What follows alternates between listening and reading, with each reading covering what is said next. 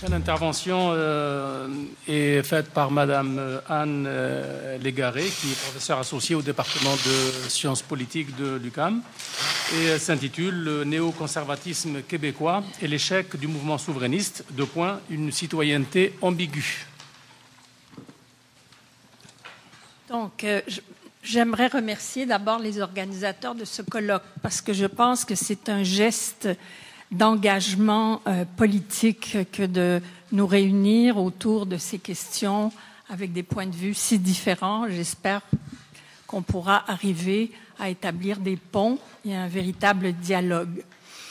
Je me situe à une extrémité un peu du pôle de la chaîne d'ensemble des points de vue concernant la question du rapport à l'autre et aux nationalistes conservateurs. Je l'ai noté depuis ce matin. Donc, voilà, je m'engage tête baissée devant vous par rapport à cet enjeu. D'abord, la scène québécoise a brutalement changé depuis une dizaine d'années et il faut identifier le contexte dans lequel est apparu un changement net dans le discours partisan et dans le discours intellectuel, passant de la domination d'un nationalisme progressiste à un nationalisme conservateur. Donc, je retiendrai deux moments. La double défaite du Parti québécois en 2007. D'abord, sa défaite comme parti de gouvernement, mais également sa défaite en tant que parti de l'opposition officielle au profit de l'ADQ. Ensuite, on notera en 2012, donc on en est très proche, l'élection du Parti québécois comme gouvernement minoritaire, faisant face à la mutation de son ancien adversaire et parfois allié, la CAQ. Ce qui conduit à une défaite idéologique du Parti québécois comme synthèse des aspirations souverainistes. À ce sujet, à titre indicatif, je noterai justement qu'on trouve sur le site du Parti québécois qui vient d'être rafraîchi l'affirmation suivante. La souveraineté du Québec est-elle à gauche ou à droite? Demande le Parti québécois. La réponse est en raison d'une dérive du discours public des dernières décennies, nous sommes portés à associer la souveraineté à la gauche, mais ce n'est pas le cas. Fin de la citation. Or, j'avancerai que la montée du nationalisme conservateur est le symptôme d'une réaction face à cette faiblesse du Parti québécois, attribuable autant à son indécision et à son obsession centriste qu'à son progressisme, ce qui pourtant a été affirmé dans les textes de plusieurs représentants du nationalisme conservateur dans les derniers mois et dernières années. Le Parti québécois est devenu l'expression d'une fraction sociale conservatrice, autrefois tenue en laisse par Jacques Parizeau jusqu'au soir du référendum, et également l'expression d'une fraction libérale, mais qui est maintenant minorisée depuis le positionnement de l'ADQ et de la CAQ. Le désespoir identitaire de la fraction conservatrice est aujourd'hui manifeste, et ça, c'était mon diagnostic comme point de départ. Le problème, l'inflation d'une pensée conservatrice. Le constat de la diffusion d'un nationalisme conservateur ne laisse pas d'inquiéter, et à juste titre, l'organisation de ce colloque. Cette extension dépasse en effet les marges restreintes qui lui avaient été dévolues au sein du mouvement souverainiste depuis les années Parizeau. La plupart des franges, des multiples milieux qui aspirent à la souveraineté du Québec sont actuellement poreuses et semblent accueillir ce vent conservateur sans la distance critique à laquelle on se serait attendu. En quelques années, on a vu se répandre comme effet particulier de certains locuteurs qui parlent plus fort que d'autres, une sympathie, une résignation devant l'absence de discours alternatifs, prenant la forme d'une élévation de la définition du peuple québécois au statut de majorité historique, de pensée universelle, légitime et stratégique. La dite majorité historique est devenu l'équivalent du sujet historique susceptible de fonder le nouvel État auquel plusieurs aspirent. On peut être frappé par le succès d'une telle représentation qui a fait son apparition vers le début des années 2000 et qui avait été rarement utilisée au cours des années pendant lesquelles le Parti québécois, à la fois libéral au sens philosophique du terme et social-démocrate, certains disaient qu'il était progressiste, du temps où le Parti québécois était dirigé par Jacques Parizeau. Il est devenu donc impératif de chercher les repères historiques récents qui expliquent une telle apparition et une telle ferveur à l'endroit d'un cadre d'action et d'analyse aussi réducteur qu'inapproprié et même politiquement suicidaire. Dans tous les cas de figure, même celui invraisemblable d'une majorité dite historique à un référendum en faveur de la souveraineté, ceux qui sentiraient qu'ils ne font pas partie de cette majorité exprimeront fortement, sinon violemment, leur frustration à ce sujet. De plus, une reconnaissance internationale appuyée sur une dite majorité historique serait même impensable. Les instances internationales parlent de population majoritaire justement pour dire qu'en tant que majorité, elles sont susceptibles d'être sujets ou auteurs de discrimination. Mais on ne parlera jamais de la majorité historique dans un sens émancipateur ou correcteur d'inégalités. L'unité, la pérennité et la continuité caractérisent le nationalisme conservateur, tout entier tourné vers la conservation, selon les termes même de René Lévesque qui viennent d'être évoqués, d'une personnalité qui dure depuis 3 siècles et demi. Or, les faits sont là. Le Québec, dans sa facture socio-culturelle, a changé et doit être pensé autrement, afin que toute sa population puisse se reconnaître comme destinataire légitime d'un projet de souveraineté. À cette fin, il importe de formuler dans les termes d'un accueil ce qui fonde cet appel à la solidarité.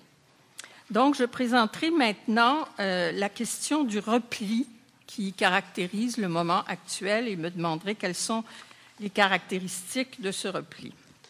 La période qui s'éteint donc depuis 2007 et qui s'étend depuis 2007 avec la victoire de l'ADQ en tant qu'opposition officielle jusqu'à aujourd'hui se caractérise par une pensée dichotomique, une pensée de la division plutôt qu'une pensée du rassemblement.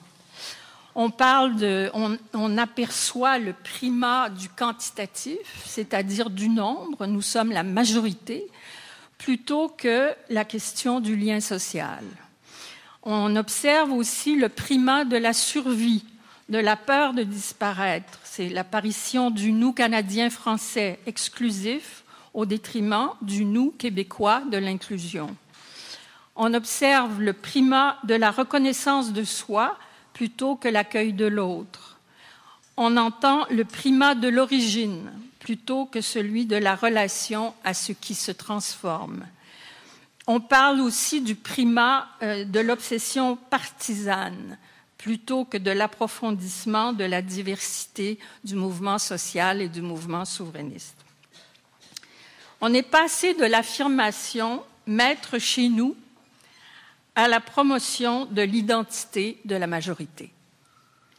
Le choc que suscite la prise de conscience de l'extension actuelle du nationalisme conservateur est tel qu'il force l'indulgence en se demandant d'où peut bien venir une telle recrudescence.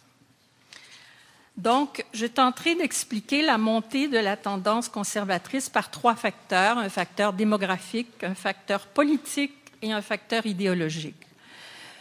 Le facteur démographique, c'est que la diminution du poids démographique du Québec dans le Canada représente un des facteurs qui explique la peur de disparaître dans le Canada et le besoin de se comptabiliser chez soi et entre soi.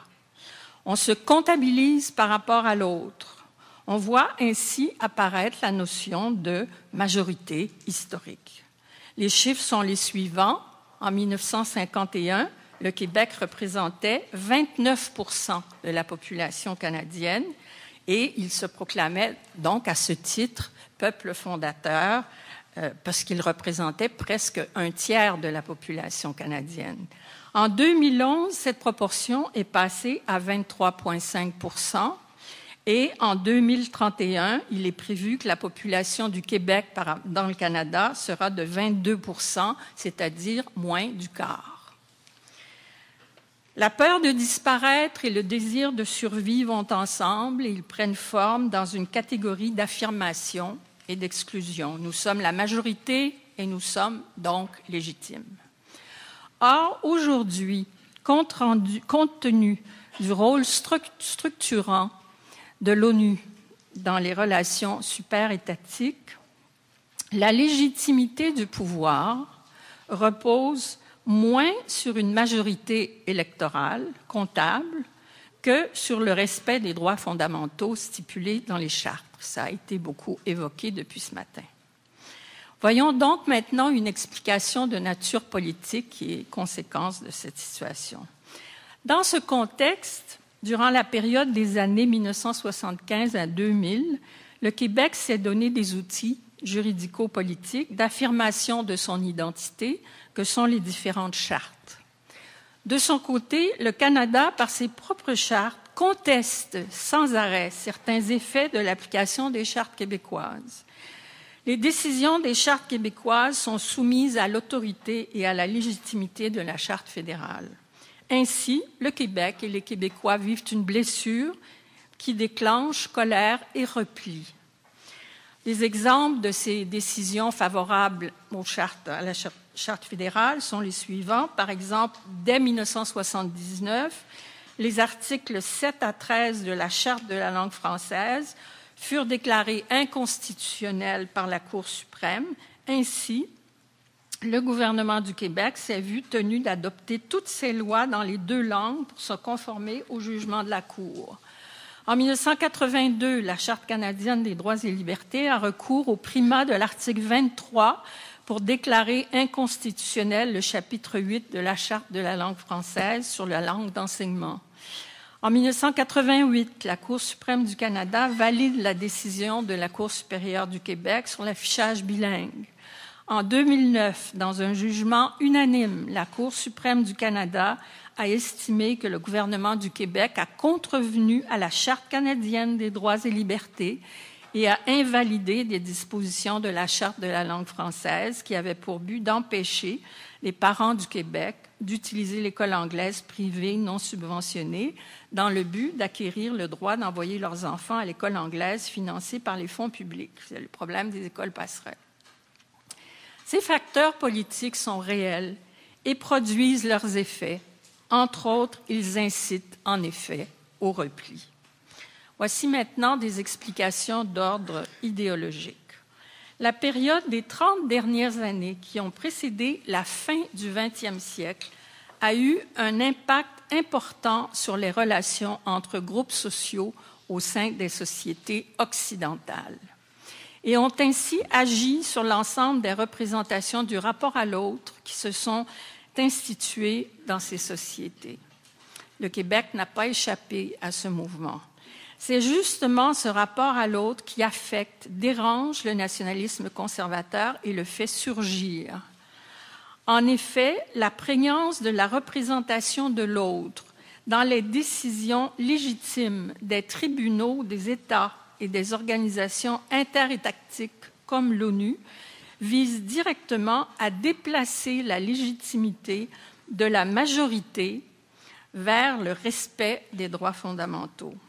Cette situation est nouvelle et elle porte ombrage justement à cette prétention acquise de fonder la légitimité sur le nombre du groupe dominant. La question des droits des minorités est devenue un facteur prédominant dans les processus de démocratisation des dernières décennies en Occident. On verra donc de façon, je pense, indispensable rappeler la question de la définition des minorités, quelles sont les mesures de promotion des minorités et enfin les mesures de non-discrimination. Dans le rapport des Nations Unies paru en 2010, intitulé « Droits des minorités, normes internationales et indications pour leur mise en œuvre », il est retenu que la définition d'une minorité est la suivante. Un groupe numériquement inférieur, c'est pas possible. C'est pas possible. Catastrophe. Merci. Bon, désolé de la catastrophe. Mais... Je vais aller vite, parce que c'est surtout ma conclusion qui importe. Un groupe numériquement inférieur, en position non dominante, dont les membres possèdent, du point de vue ethnique, des caractéristiques qui diffèrent de celles du reste de la population et manifestent un sentiment de solidarité à l'effet de préserver leur culture, leur tradition. Et le juriste québécois José Verling ajoute que le concept de minorité fait référence à une certaine permanence et à une certaine vulnérabilité. Il y a donc des mesures de promotion des droits des minorités qui sont mises en place. Il y a une nécessité de promouvoir les identités, d'empêcher l'assimilation forcée et la disparition des cultures, qui donnent au monde sa richesse et constituent une partie de son patrimoine. Ce sont devenus des enjeux extrêmement lourds qui affectent les sociétés occidentale. Donc, la diversité et le pluralisme sont non seulement tolérés, mais protégés et respectés. Et il s'agit de mettre en place des mesures antidiscriminatoires qui permettent à assurer la reconnaissance de cette différence. La discrimination se définit comme une distinction, une exclusion, une préférence à l'endroit soit de la race, de la couleur, de l'ascendance ou de l'origine nationale ou ethnique, qui a pour effet de détruire ou de compromettre l'exercice des droits et libertés dans des conditions d'égalité. Ainsi, on voit apparaître le primat des droits de l'homme sur toute distinction fondée sur l'origine nationale ou ethnique, c'est-à-dire sur une majorité même dite historique. Donc, je vais aller plus vite. Les recommandations de ces mesures antidiscriminatoires, essentiellement, se résument à favoriser la participation, mais une participation effective des groupes minoritaires. Voici mon analyse. Il m'apparaît évident que les caractéristiques suivantes des droits des minorités s'accommodent mal de la définition du peuple québécois comme majorité historique. En effet, l'analyse des rapports entre la notion de majorité et les trois composantes des minorités conduisent au constat suivant. Tout en se revendiquant comme majorité, la communauté québécoise, qui partage une même histoire et une même langue, constitue en effet la population majoritaire au Québec, mais elle intériorise la définition et la position de minorité. Si on compare cette définition par rapport à tous ces critères, on voit que le Québec se pense comme minorité. Toute majorité empirique qu'elle est au sens du droit, la communauté francophone du Québec se définit par elle-même comme une minorité, s'attribue des droits de minorité. De plus, l'étude de ces positionnements politiques sont aussi ceux d'une minorité, protection et promotion. Toutes les mesures politiques revendiquées par la communauté québécoise coïncident avec les mesures recommandées par l'ONU pour la défense des droits des minorités. Or, une majorité ne peut justement pas se présenter comme telle qui, parce que majorité, aurait plus de droits et fonderait, de par le nombre, à elle seule toute légitimité. Sur la défense de la discrimination, le Québec est passé d'une position défensive dans le Canada à une position offensive au Québec. Tout se passe comme si cette communauté, qui se reconnaît à travers les critères d'une minorité, voulait transgresser sa position et s'instaurer dans une position d'autodiscrimination positive. Je passerai et je dirais enfin, avant de conclure, que considérer que sa propre culture peut légitimement s'imposer parce qu'elle est majoritaire, cela se fait au détriment des apports des autres cultures et est discriminatoire. Mais considérer que sa propre culture est légitime parce qu'elle respecte les droits de l'homme et les droits fondamentaux constitue un enrichissement de l'ensemble et n'est pas discriminatoire.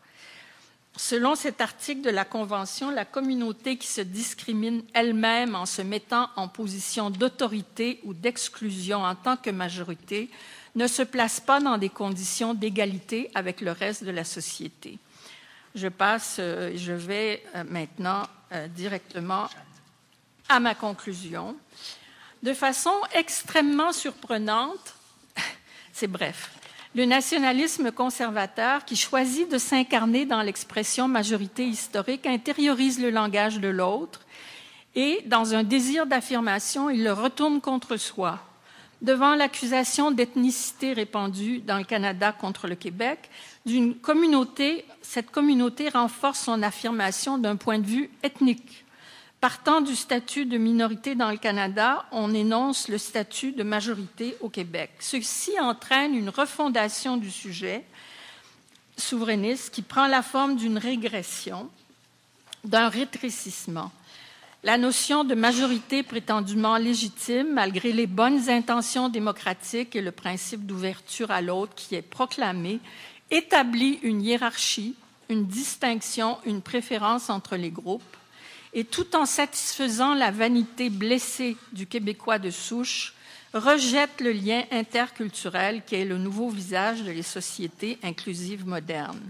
J'aimerais juste citer Gilles Duceppe en terminant, dans une position qu'il a prise récemment concernant un projet d'alliance entre tous les partis souverainistes. Il disait « On ne peut pas faire d'entente qui serait basée sur le seul objectif de faire du Québec un pays. » Imaginons un instant qu'il y aurait au Québec un parti souverainiste semblable au Front national de France. Il est plus évident qu'une entente de quelque nature que ce soit serait impensable avec un tel parti. Il n'y a pas de tel parti au Québec en ce moment et faisons tout pour nous en prémunir. Le multiculturalisme que nous rejetons tous unanimement désigne une politique, une volonté, une option en faveur de la juxtaposition des groupes ethniques différents. Dans le multiculturalisme, les identités voisines s'ajoutent les unes aux autres, mais ne se fréquentent pas. À la reconnaissance de l'importance des droits de tous par les chartes, il manque en effet quelque chose. Il manque du lien social. Afin d'assurer un lien social, une jonction, un trait d'union est en effet indispensable. C'est pourquoi je propose que le Québec désigne désormais une seule communauté et non pas deux ou plusieurs, une grande et des petites. Une seule communauté dont le destin est d'accueillir, ce qui suppose une capacité d'accueil, et nous l'avons, c'est la langue française. Des institutions d'accueil, nous les avons, c'est l'Assemblée nationale, et ce sont les chartes des droits et libertés. Et une légitimité que nous bâtissons et qui repose sur ces conditions. On désignera désormais le Québec ainsi, non plus comme le bien d'une majorité historique, mais comme le bien de tous, c'est-à-dire une communauté d'accueil. Merci.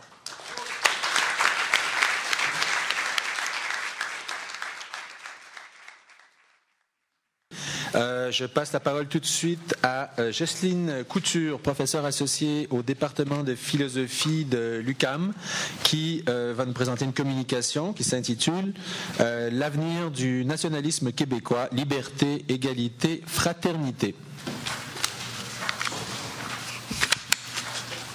Je suis très heureuse d'avoir l'occasion de m'adresser à cette foule assidue depuis le début du colloque et forcément intéressée par les questions dont on débat ici.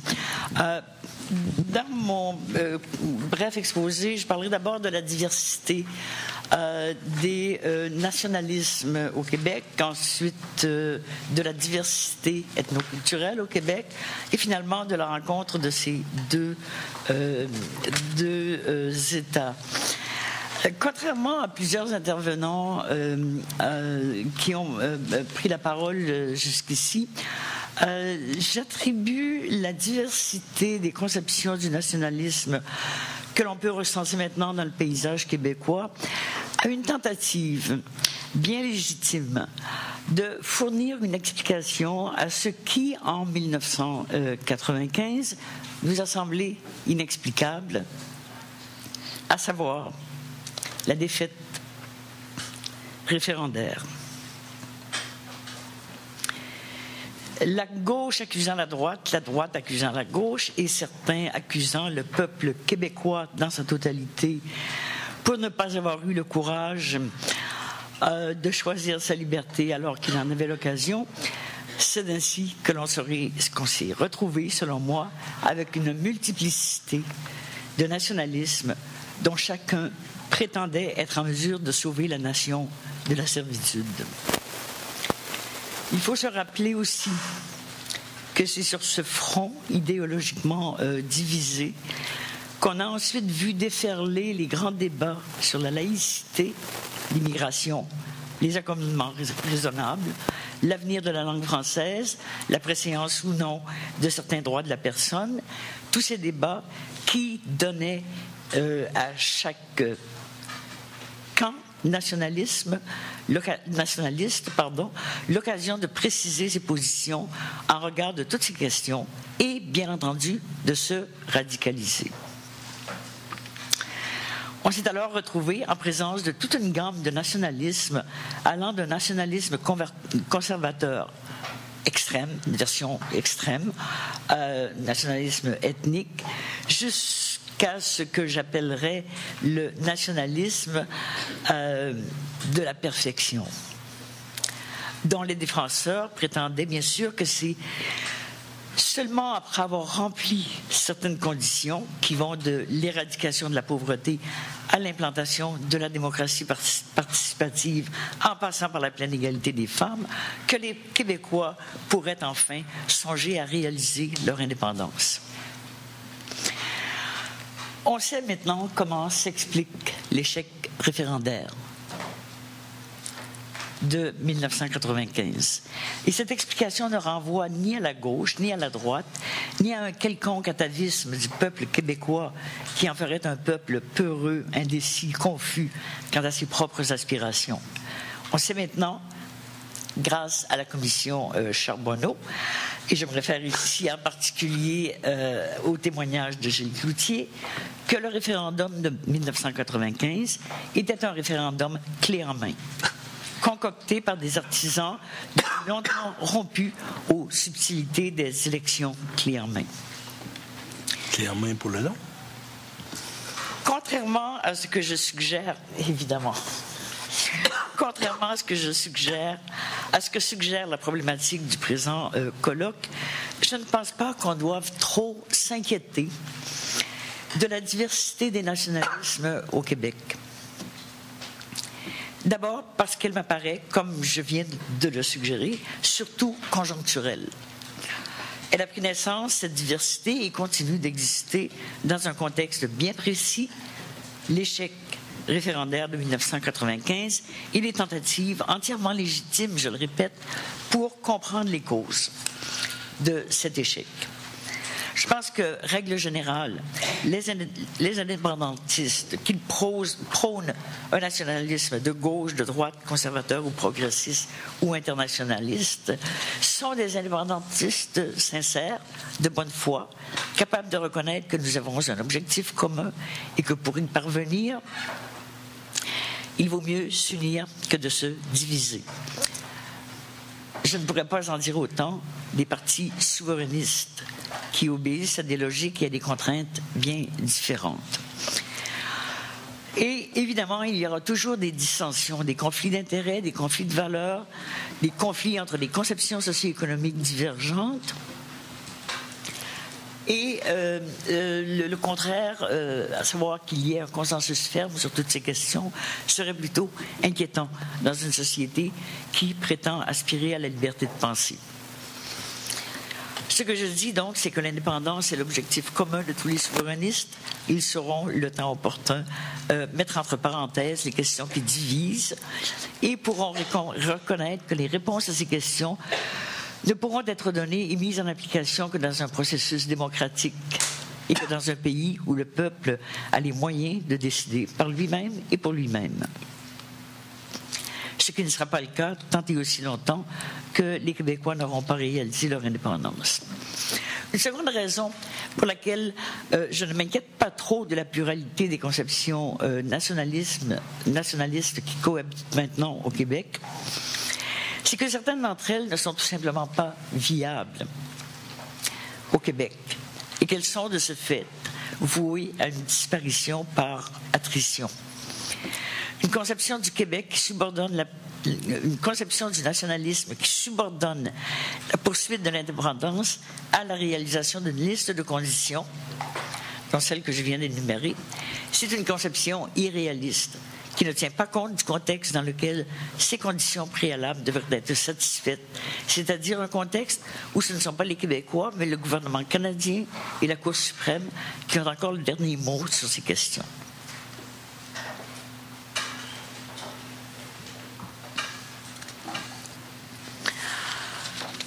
Une autre conception du nationalisme qui ne me semble pas avoir un avenir très prometteur au Québec, c'est ce que ces promoteurs eux-mêmes appellent le nationalisme conservateur, prônant le retour aux valeurs traditionnelles des Québécois et qui, selon eux, serait constitutive de l'identité québécoise.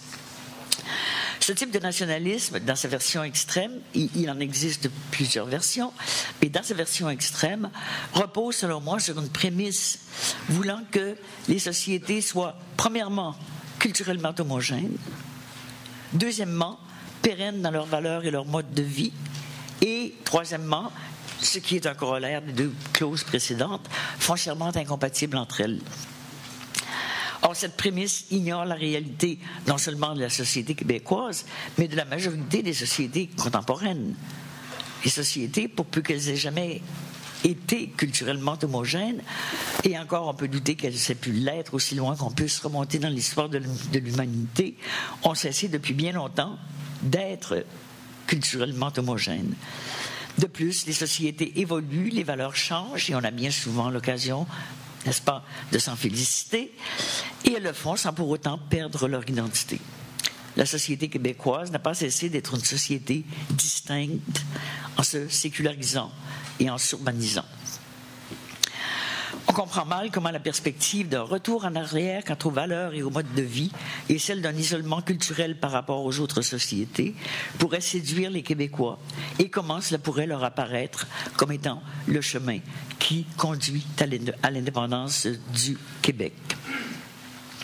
Et on se demande en particulier ce qui, dans ces positions, pourrait bien séduire les milliers de Péruviens, Libanais, Tunisiens, Haïtiens, sans parler de tous les autres, qui sont aujourd'hui devenus Québécois. Mais évidemment, dans cette version radicale du nationalisme conservateur, ceux-là font partie, ces Italiens, etc., font partie du problème qui menace l'identité québécoise et, par conséquent, l'accession à l'indépendance du Québec. Plusieurs raisons militent en faveur de l'indépendance des peuples. Chacune de ces raisons suppose à son tour une forme de nationalisme. Tout comme il y a des raisons aberrantes, il y a des nationalismes aberrants. Faire l'indépendance pour pouvoir recréer en toute autarcie une identité mythique des Québécois est une raison aberrante qui soutient un nationalisme aberrant. Faire l'indépendance parce qu'elle est le couronnement légitime d'une société ayant atteint un summum de justice est également une raison aberrante qui alimente ce que j'ai appelé un nationalisme de la perfection, pour ne pas dire du peuple élu. J'utilise le mot aberrant dans son double sens étymologique. Premièrement, qui s'écarte de la réalité, et deuxièmement, qui constitue une déviation du jugement du bon sens. Mais il y a aussi des raisons non aberrantes de vouloir accéder à l'indépendance. Henri Dorion, par exemple, l'ex-président de la Société Saint-Jean-Baptiste, a longtemps soutenu, et cela m'étonnerait beaucoup qu'il ait cessé de le faire, que la protection de la langue française était la raison pour les Québécois de vouloir accéder à leur indépendance. Selon lui, si l'avenir de la langue française était acquis au Québec, le projet indépendantiste perdrait sa raison d'être. On peut être en désaccord avec lui, je le suis, sur le fait que, que la langue soit la seule raison d'aspirer à l'indépendance, tout en reconnaissant que c'est une raison importante. On peut aussi arguer qu'étant donné l'indissociabilité de la langue et de la culture, la langue française constitue un puissant référent identitaire pour les Québécois, sans pour autant sombrer dans la xénophobie et le nationalisme ethnique. On peut aussi adhérer à toutes les valeurs que défendent les disciples de Françoise David, tout en reconnaissant qu'il n'appartient pas à un petit groupe, un petit comité d'en décider pour l'ensemble de la société, et surtout de déterminer le moment où ces idéaux auront été suffisamment atteints pour que le peuple québécois ait enfin mérité le droit de revendiquer son indépendance.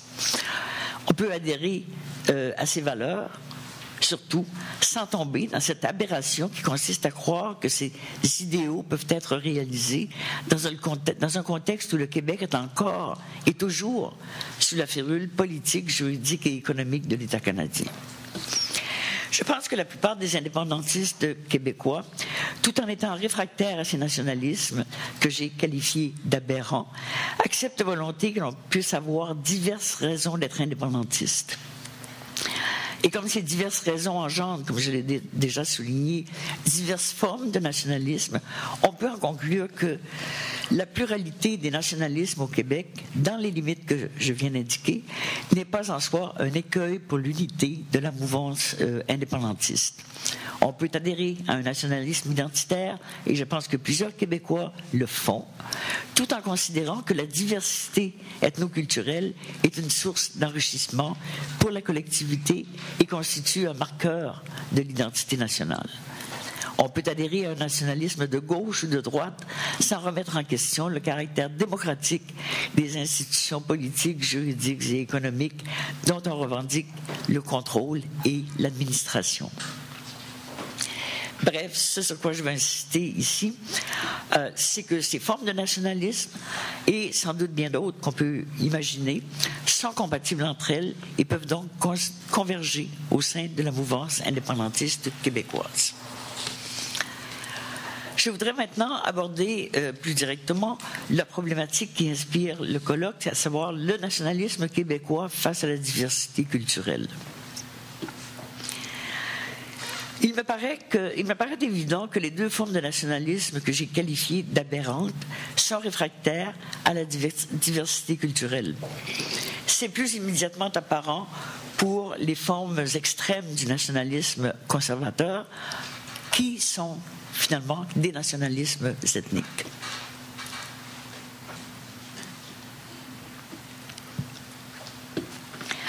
Pour ce qui est de la deuxième forme de nationalisme aberrant, celle que j'ai qualifiée de nationalisme de la perfection, le verdict est plus subtil.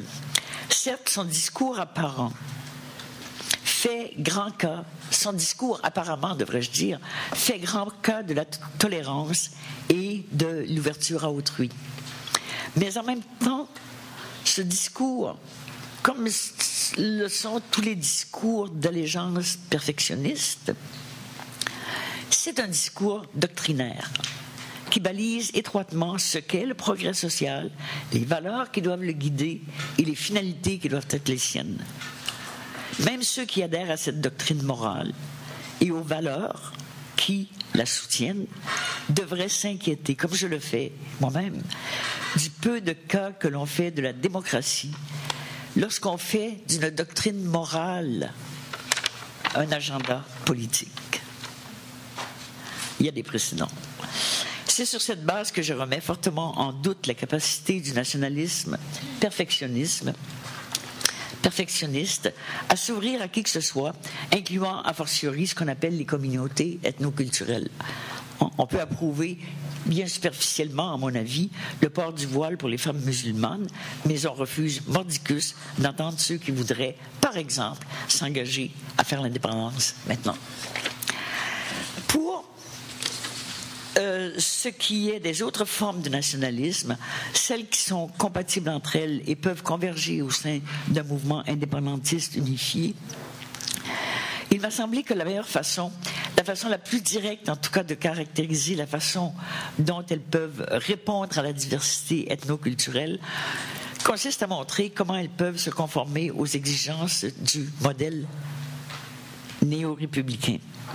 Je fais référence ici aux travaux de Philippe Petit, et en particulier à son ouvrage qui a été traduit chez Gallimard en 2004, intitulé « Républicanisme, une théorie de la liberté et du gouvernement ». Le modèle néo-républicain de Petit est une théorie politique de la justice, c'est-à-dire qu'il énonce les principes généraux qui doivent guider, inspirer, informer les institutions de base, la Constitution, si l'on veut, d'une société juste. Ces principes sont au nombre de 3. Le premier énonce qu'une société juste doit respecter la liberté de chacun d'élaborer et de réviser ses conceptions du bien comme il lui semble.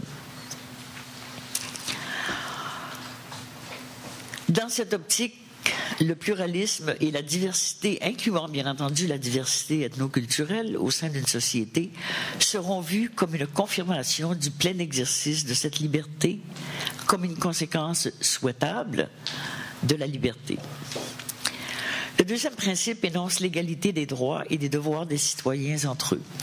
Ce principe concerne directement les conditions du plein exercice de la liberté.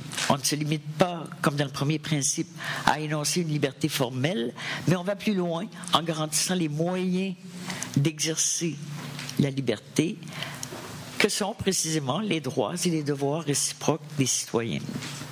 Ainsi, ce deuxième principe vient concrétiser le caractère désirable et positif de la diversité au sein d'une société. Finalement, le troisième principe, on s'y attend bien après la liberté et l'égalité, c'est celui de la fraternité qui requiert 2 choses. La première étant la solidarité de tous les citoyens, quelle que soit leur origine, leur croyance, etc., pour le maintien d'une société juste, donc libre et égalitaire. La seconde, la coopération de tous à l'édification et à la coopération de tous, je dis bien, à l'édification et à la poursuite des projets collectifs. Je pense que ces 3 principes du néo-républicanisme illustrent bien, quoiqu'en des termes peut-être différents de ceux qu'ils utilisent, l'attitude de plusieurs nationalistes québécois face à la diversité. Et c'est là que je retrouve justement la convergence des nationalismes qui sont compatibles entre eux au sein d'une mouvance indépendantiste. Pour finir, je ferai une dernière remarque.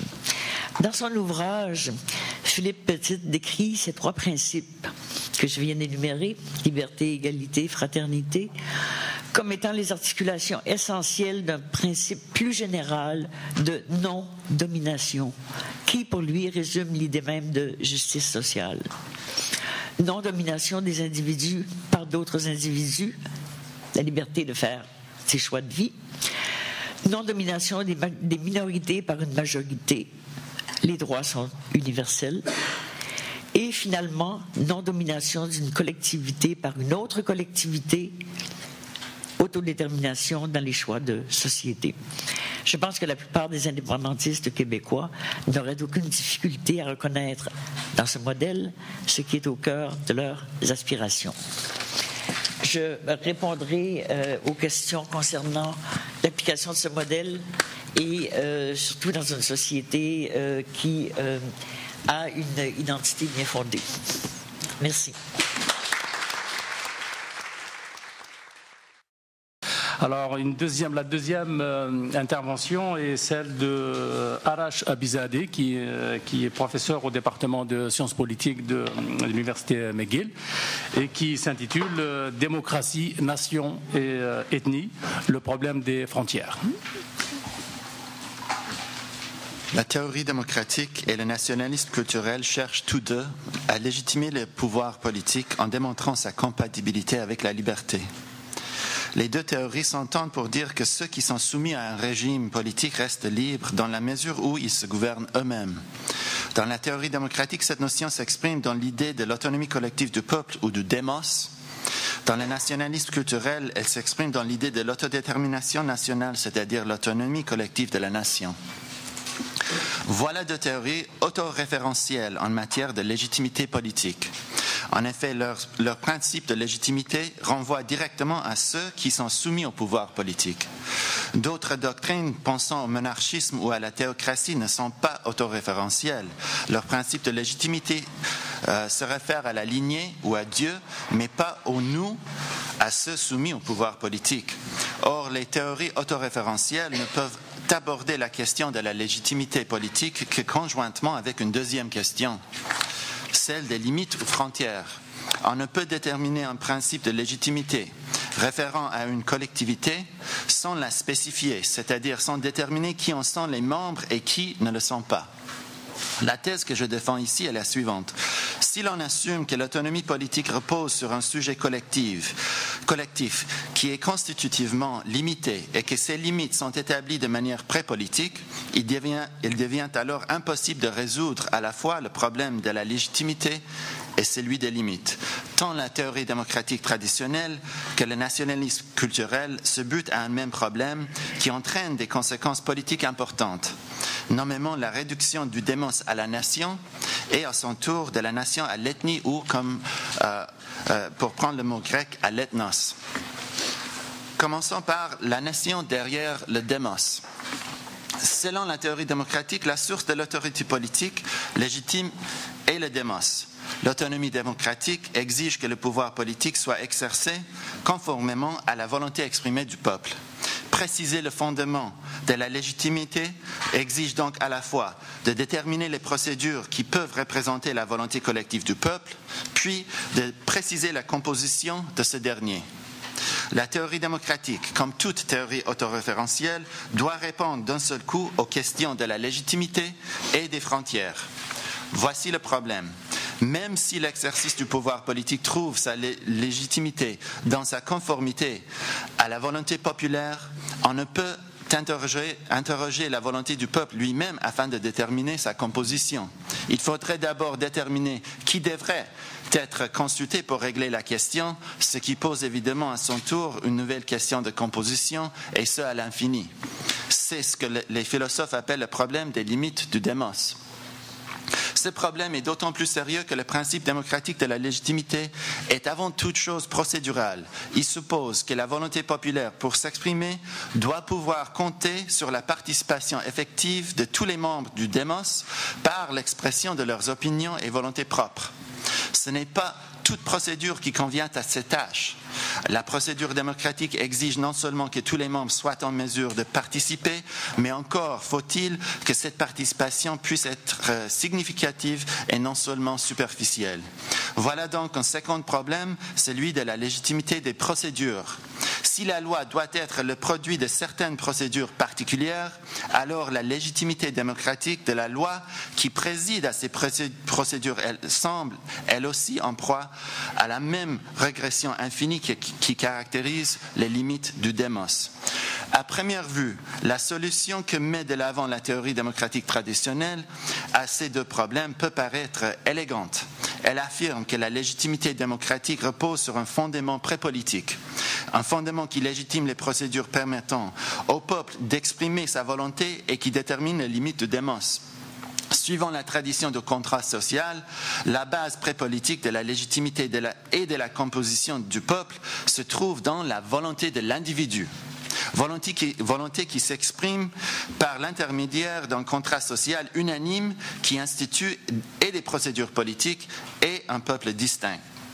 Première difficulté, dans la réalité, peu de citoyens n'ont jamais consenti à leurs institutions politiques et aucun État actuel ne trouve ses origines dans l'unanimité d'un tel contrat social.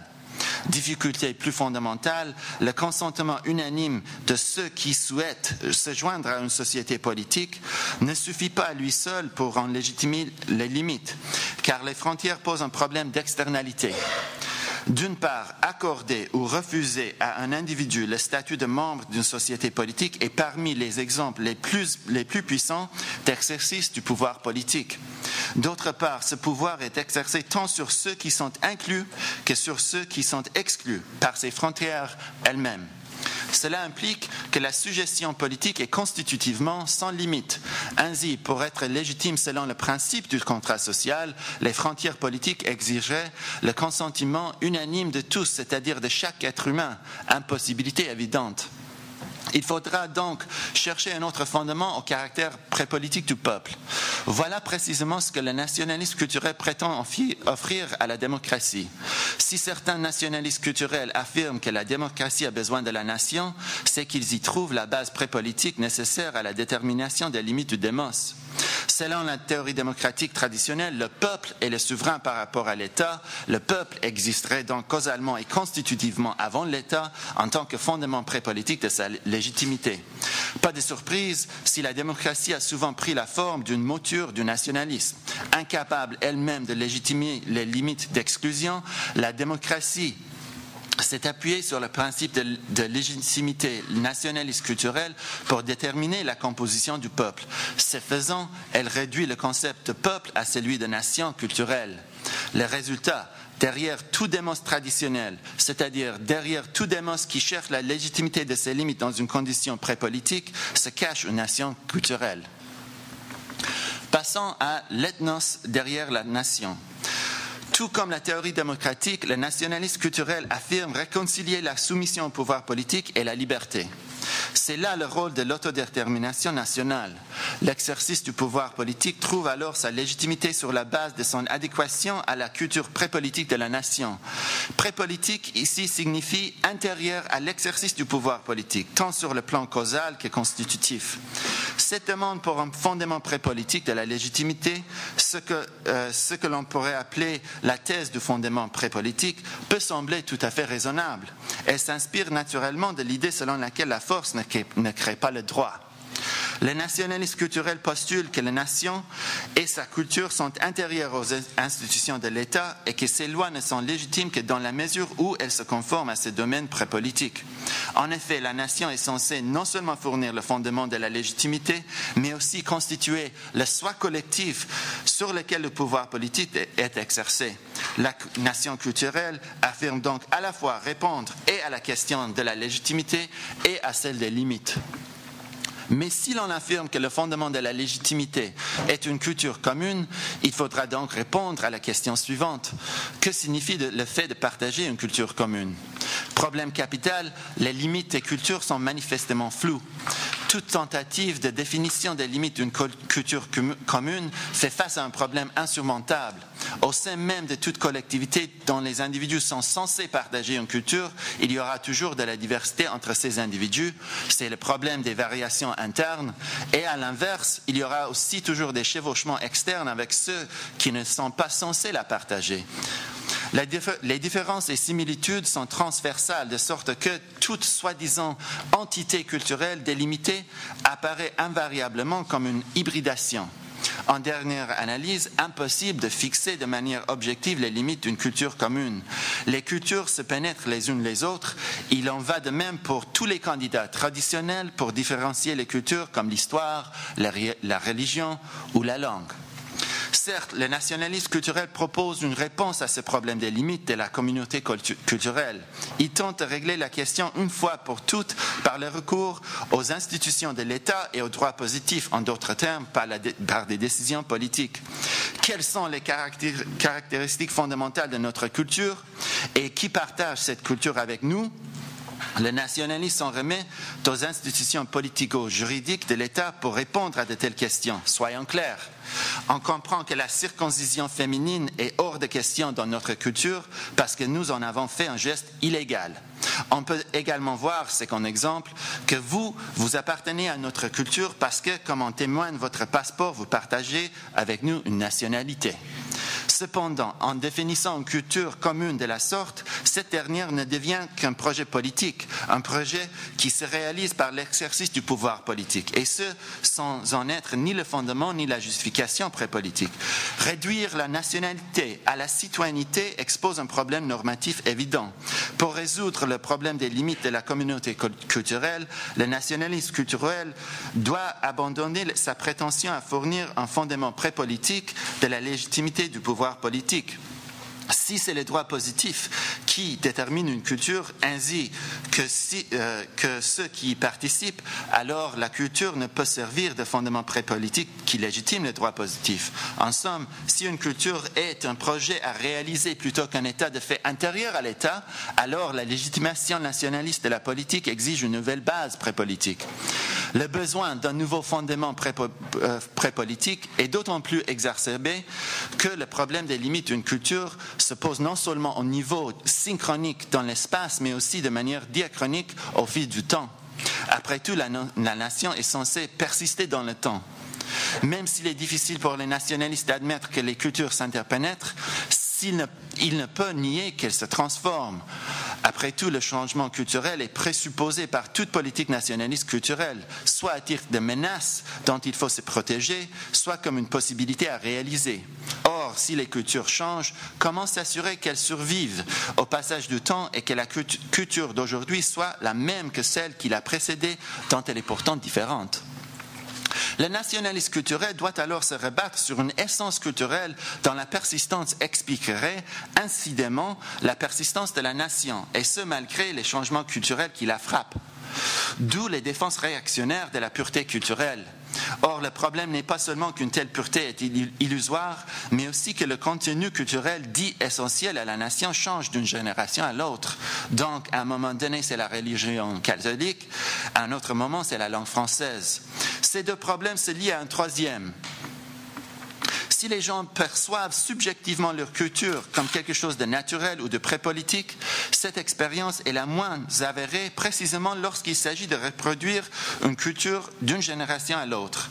La construction sociale de la nation est un fait reconnu par tous les projets nationalistes qui visent à se saisir de l'appareil éducatif de l'État afin de façonner les générations à venir. Mais la persistance d'une collectivité soi-disant prépolitique postule l'existence d'un fondement prépolitique apparemment imperméable au temps. Et c'est exactement ce que la nation culturelle est incapable de fournir. La nation culturelle doit alors s'en remettre à un supplément extra-culturel pour fixer ses limites dans l'espace et dans le temps. L'ethnicité, constituée par un mythe d'origine commune, propose précisément une telle base extra-culturelle à la continuité de la nation à travers le temps, une continuité généalogique. Pas de surprise si l'histoire nous présente de si nombreux exemples de nationalistes culturels attirés par ce supplément généalogique. La réduction du nationalisme culturel à un nationalisme ethnique n'est ni une nécessité logique, ni un simple hasard. Il résulte plutôt de caractéristiques structurelles et discursives de l'idéologie nationaliste. Voilà pourquoi les nationalistes culturels progressistes font face à une tâche impossible. D'une part, ils sont partisans du nationalisme, ils croient que la nation est indispensable à une politique démocratique vigoureuse de libération. D'autre part, ils rejettent aussi la xénophobie. Ils rejettent la politique ethno-nationaliste à la faveur d'une mouture de nationalisme culturel, celle-là ouverte à une diversité interne. Mais c'est en raison de la nature de son idéologie elle-même que les politiques du nationalisme culturel dérive de manière systématique en un discours ethnique et xénophobe. Voici le résultat. Derrière chaque nation culturelle se cache une ethnos. Le démos sans limite. Jusqu'ici, j'ai avancé deux thèses. Première thèse, toute tentative de spécification des limites prépolitiques du démos l'entraîne à s'identifier à une nation culturelle. Seconde thèse, toute tentative de spécification des limites d'une telle nation l'entraîne à s'identifier à une ethnos. C'est la thèse du fondement prépolitique, couplée avec le problème des limites, qui explique la réduction du peuple à la nation et cette dernière à l'ethnos. Cependant, le démos, en tant que tel, n'est pas irrémédiablement à se laisser réduire à la forme d'une nation culturelle. L'origine d'un tel rapprochement est la présupposition que le démos est en principe limité et que ces limites reposent sur un fondement prépolitique. C'est cette présupposition qui ouvre la porte à la thèse nationaliste selon laquelle la nation sera une exigence de la démocratie. Toutefois, penser que la nation culturelle constitue le fondement prépolitique déterminant les limites du démos revient à commettre deux erreurs. Premier point, déjà montré, la nation culturelle n'est pas une entité prépolitique. Second point, la démocratie n'exige pas une légitimation culturelle, mais plutôt démocratique des frontières. Rappelons-nous que le principe démocratique démocratique implique que l'exercice du pouvoir politique n'est légitime que dans la mesure où il est entériné par ceux eux-mêmes qui y sont soumis. Or, les frontières de leur nature même posent un problème d'externalité. La suggestion politique qui leur est due est constitutivement sans limite. La Constitution et le maintien des frontières politiques sont parmi les moyens les plus importants dont dispose le pouvoir politique sur les êtres humains, y compris ceux exclus par les frontières. En conséquence, le démos lui-même est en principe sans limite. L'idéal démocratique de l'autorégulation du peuple exige que tous ceux soumis au pouvoir politique soient inclus dans le démos, c'est-à-dire qu'ils aient une voix délibérative dans les décisions politiques. Reste à savoir pourquoi l'idée du démos comme intrinsèquement limitée a séduit tant de théoriciens démocratiques. C'est une image trompeuse de la source ainsi que de la nature du pouvoir politique profondément ancrée dans l'histoire de l'idéologie démocratique qui, à cet égard, a joué un rôle capital. Dans la représentation traditionnelle du contrat social, les individus possèdent un pouvoir souverain pré-politique et naturel dont ils délèguent une part au gouvernement. Une fois captivés par cette fantaisie d'un pouvoir souverain pré-politique, on conclut rapidement que selon la théorie démocratique, le pouvoir politique n'est légitime que s'il émane d'une volonté collective elle-même intérieure aux politiques. Voilà qui est pourtant impossible. L'exercice du pouvoir politique ainsi que toute articulation démocratique d'une volonté collective présuppose tous deux des procédures politiques, des institutions, des structures de commandement. Dès que l'on reconnaît que le pouvoir politique ne se constitue ni ne se légitime sur un fondement pré-politique, une autre image du pouvoir et de la légitimité se présente alors à nous. Plutôt que de commencer par la fiction du contrat social et pour ensuite se demander sur quel fondement pré-politique l'État peut être constitué, on doit procéder de manière inverse. Commençons par prendre acte du pouvoir politique dans sa configuration actuelle, puis demandons-nous comment ce dernier peut devenir légitime. Réponse démocratique par le recours à des procédures et à des institutions participatives de contestation, justification et prise de décision. Au final, il ne s'agit pas de repérer un démos intérieur aux politiques, mais bien plutôt de savoir, étant donné les structures de pouvoir existantes, quels individus devraient s'articuler dans des institutions démocratiques. La réponse démocratique, tous ceux qui sont soumis au pouvoir politique. Le démos est par conséquence à la fois partout et nulle part. Partout, en principe sans limite, nulle part, un idéal régulateur qu'aucune collectivité articulée et réelle ne pourra jamais complètement incarner. Conclusion.